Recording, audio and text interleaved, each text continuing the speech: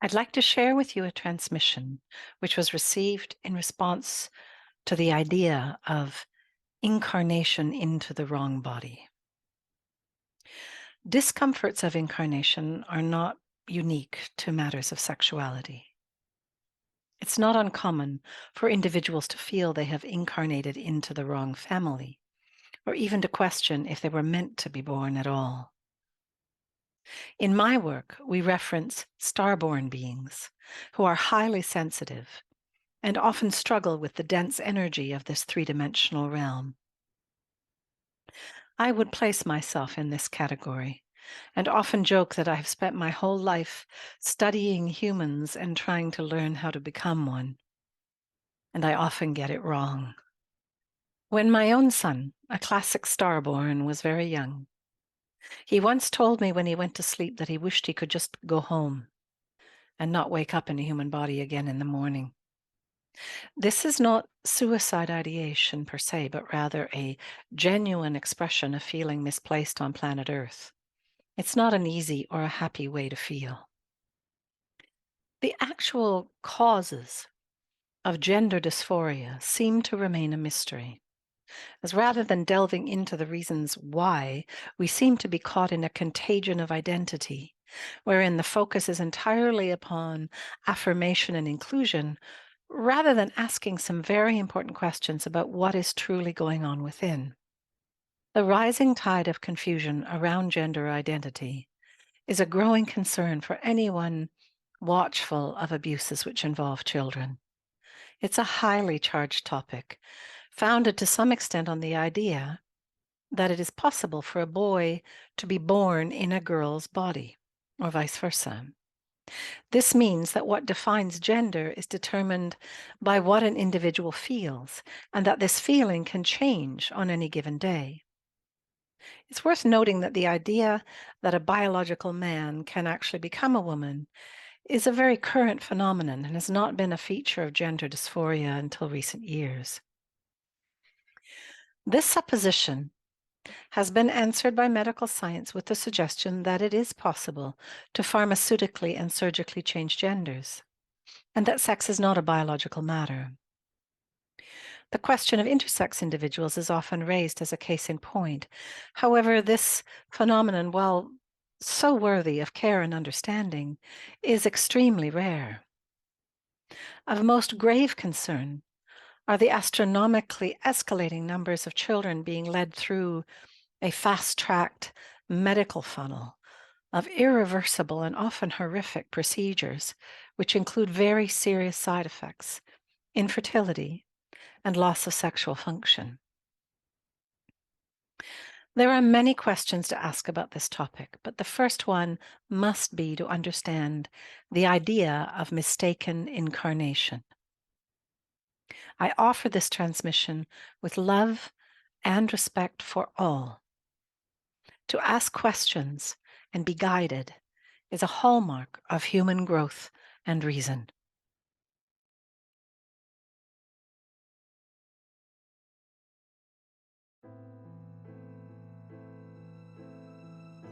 A fear of being.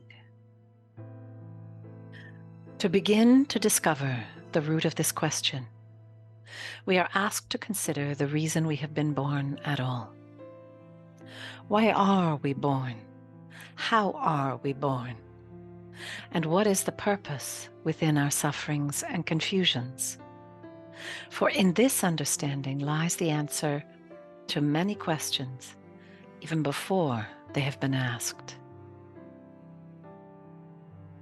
The human body is a vehicle perfectly designed to house the soul.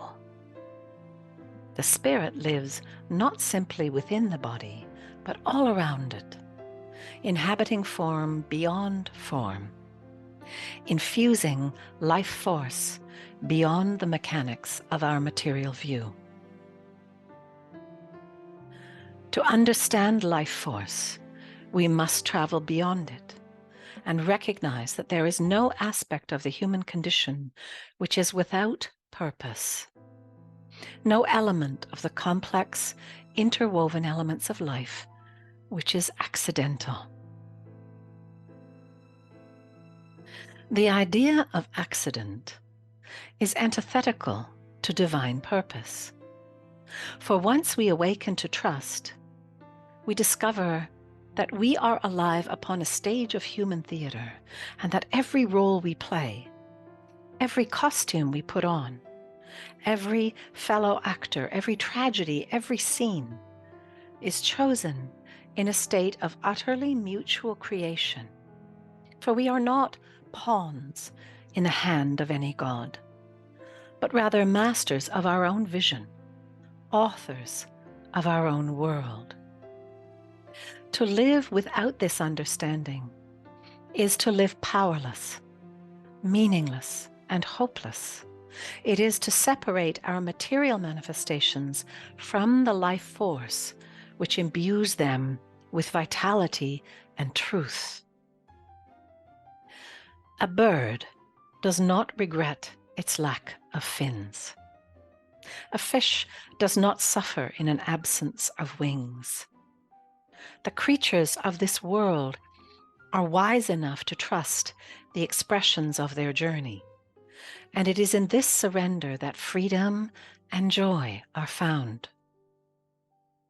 Even those souls born with physical limitations, even those who experience injury, loss of limb or health, as they traverse their healing, even these brave ones discover that to go toward their challenges and grief, rather than to project and pull away, this is the key to mastery.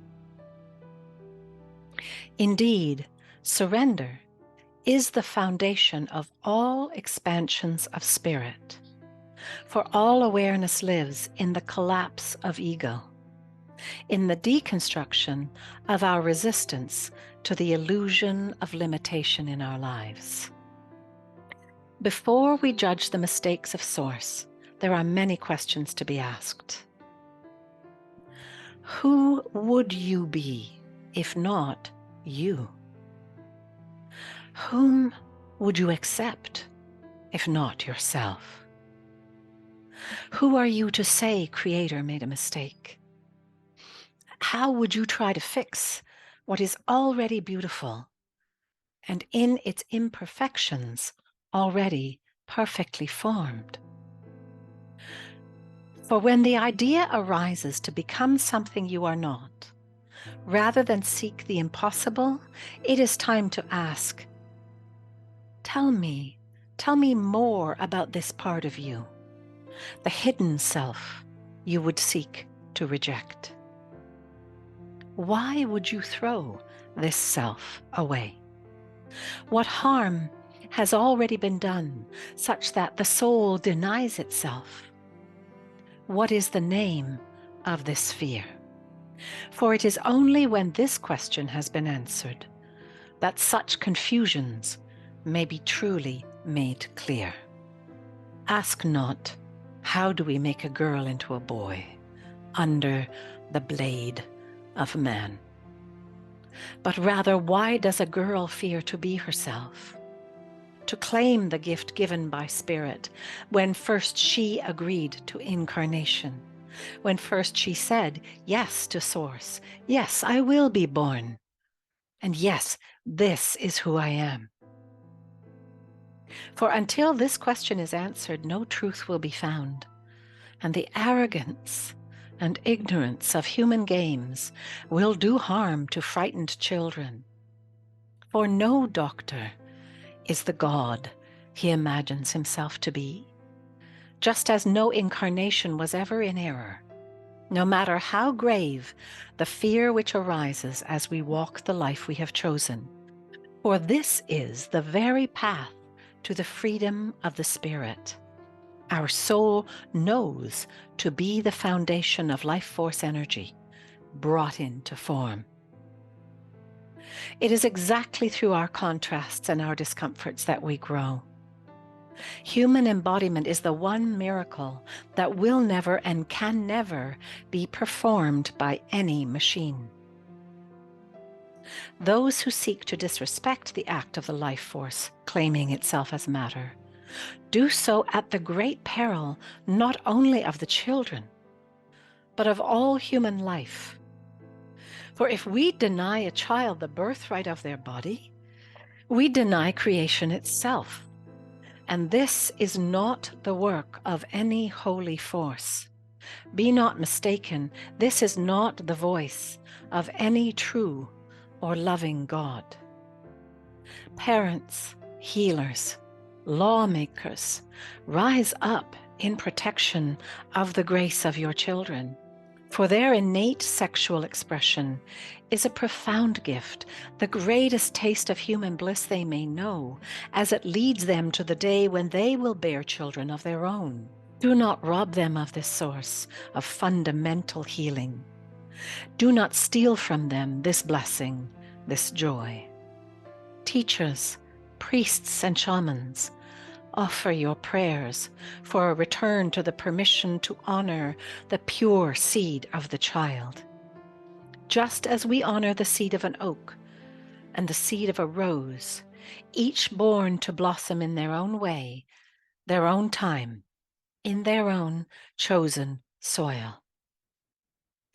The seed's journey toward the sun was never meant to be distorted by the machinations of man, nor machine, but held simply, firmly in the hands of our Creator under the winds and rains of an earthly realm. Ask not about a mistake of spirit, but look to your own errors. Bring yourselves into willingness to see the darkness at play, and stand strong in a knowing light. No knife, no drug will make the human form whole. Instead, tell the truth even to those who would silence you, in the reflection of their own shame. Ask the heart of each child to speak. Who are you afraid to be? What are you afraid to be? How are you afraid to live? And why? And for the child who is too young to answer, ask these same questions of the mothers and the fathers, of the teachers and psychologists, of the politicians and journalists. Ask all the adults who would mold such a child through the lens of their own fear. Once you dare to witness the answers to these questions, let love be the solution to all your mysteries. Allow the simplicity of a return to a divine and sacred plan, the one which lives beyond the stumblings of the limited and material mind. Human birth is both an honor and a miracle. We are asked to receive this gift, however it is given, as unique and perfect as any rose.